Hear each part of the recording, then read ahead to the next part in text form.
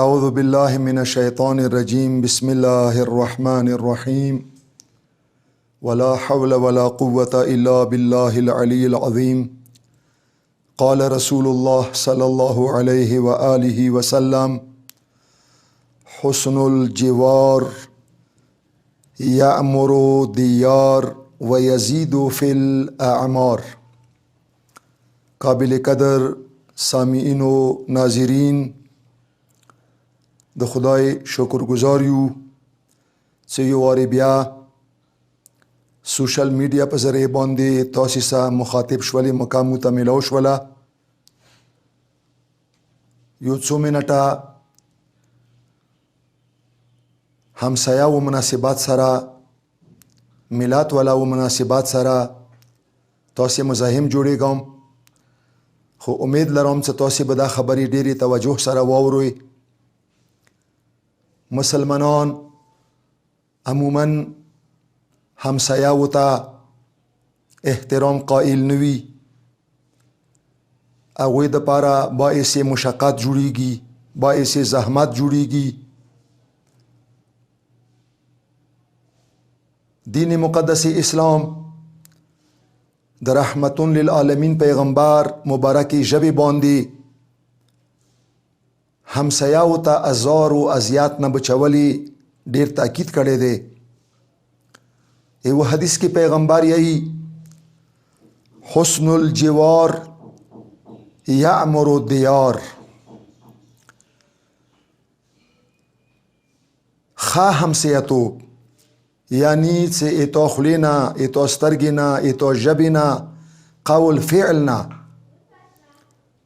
همسایه ازار نشي، امن کې پاتې شي، دا ړانګ کلي ابدوي.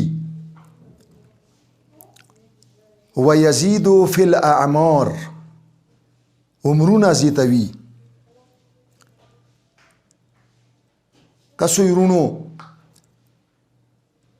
قرآن مجید تلاوت ډیر برکات لري، اذان برکات لري، ای خدای ذکر برکات لري، لیکن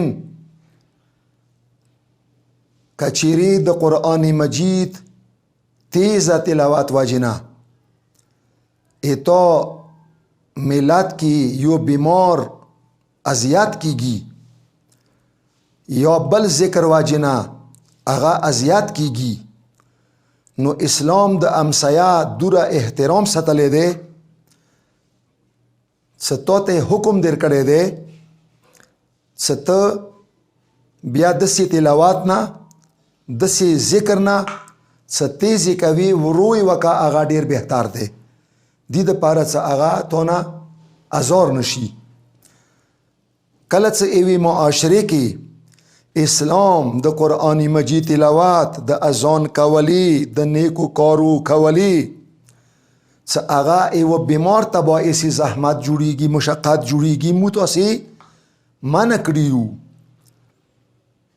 بیا هغه ملت کې کچیرې ډیکونه ولګیږي او ټوله شپه ګانې بجانې، ټوله شپه ډزونه، څه هغه نه نږدې خلک ټول ازار کیږي، اذیت کیږي. هغې خبرې جواب رب ته څوک ورکوي؟ لہذا زه دې کلیپ په ذریعې باندې تاسې ټولو مسلمانانو ته دا التماس کوم چې د همسایه‌و سوچ وکوئ، د هغوی حقوقو سوچ وکوئ، د هغوی حقوقو محافظ وګرځېږئ، همسایه ته باعث اذیت ما جوړېږئ. والسلام علینا وعلیکم ورحمة الله وبرکاته.